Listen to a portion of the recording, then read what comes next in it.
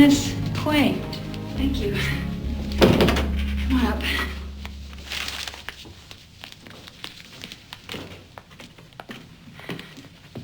George. This is Mrs. Sheehan, Mr. Gorski. Hi. Hello. Hi. Please sit down.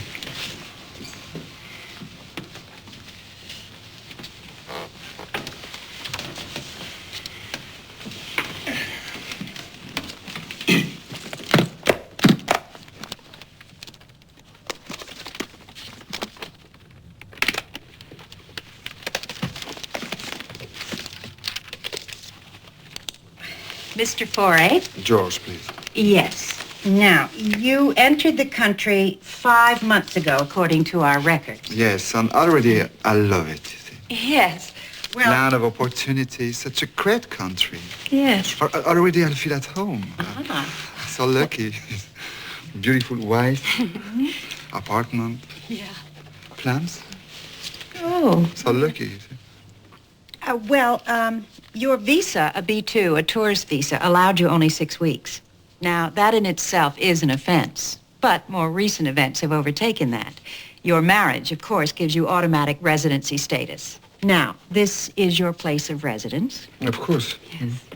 You moved here after the marriage. Yes. We spoke to the chairperson of the building. He said you'd been away, Mr. Foray. In Africa. Yes. Shooting elephants. Oh. With a camera. Ah, Of course. And he brought me back some plants, some violets, African violets. Violets. And where did you live, Mr. Foray, before the marriage? Oh, all over the place. You see. In the park one night. And where do you work? Born? My husband's a composer. He's working on an important composition right now based on his African research. A composer. We don't have a note of that. And you write what? Rock and roll? Ballet. I write for the ballet. Ballet. Your statement on your passport application said you had no criminal convictions. Is that a true and correct statement? Of course. You speak French, Mrs. Foray? Not really. Ah, si, un peu, vraiment. Non, mais tu Not fais des exactly. progrès. No barrier to love, though. Well, that about does it. We're sorry to have troubled you. There's been a major clampdown on illegal aliens marrying for residency status. And the green card. It's come down from the top. The White House.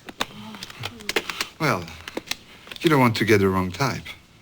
Precisely. Interview on Monday. This is Friday. That gives you the weekend to get your stories straight. 2 days? Well, I don't see why he has to move in. Why can't he just meet me here in the park or something? Because this interview is going to be in depth. They're going to question you separately. They're going to want to know the color of each other's toothbrush. What does he like to eat? I don't know. Does he snore? You're going to have to study each other's habits. It's like you're cramming for an exam. Oh, God. Do I have no alternative? Sure. You can confess everything now. He'll be deported. You could face charges and no more leave house. It's like living in a police state. No. It's called breaking the law. Now, no matter how trivial it may have seemed to you at the time, that's what you've done. 75.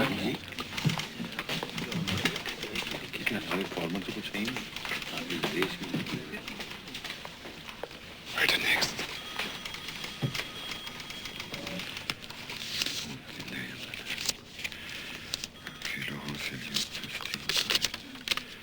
Father Sidney.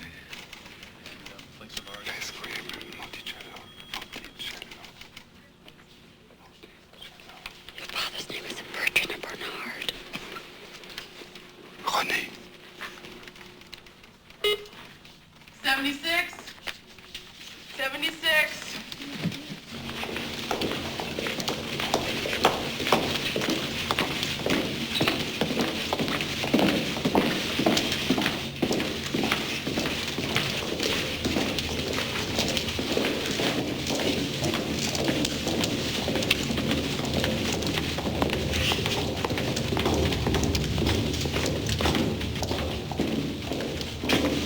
wait in here, Mr. Ford. And Mrs. Ford, you'll follow me.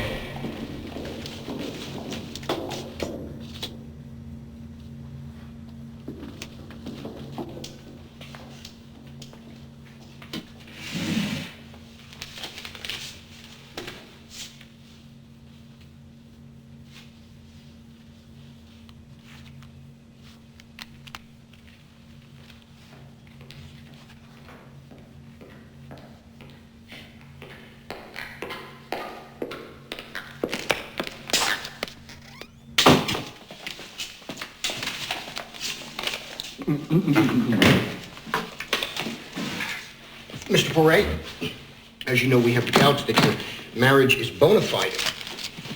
I have here a number of detailed questions. Your answers will help us make a determination. I want you to be brief and to the point. I ask you to raise your right hand. You hereby swear that the evidence you're about to give is the truth, the whole truth, and nothing but the truth. I do. I do. Your name is Bronte Mitchell Foray? Her father is a writer. His name? Sidney Parrish. He didn't have a formal education. He ran away from home when he was 12. Plants. She loves all flowers and weeds. That's her research. He knows I love salads. He likes all fatty foods, you know, being French. She likes to eat such a thing as birdseed. Birdseed. Yes. Muesli and decaf. Horrible coffee. Huh? That does it. Just a few more details. 5'8". 5'11". 125. He won't tell me how much he weighs. She sleeps on the right side of the bed. He's on the left. Her toothbrush? Green. Mine's green. Her face cream? Monticello. Monaco. No. Monte Carlo. That's the only answer I keep forgetting.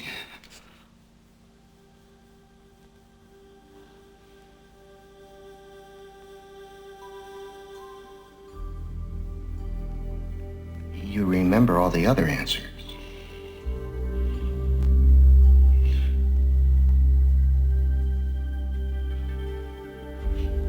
It's not her fault, so please don't touch her.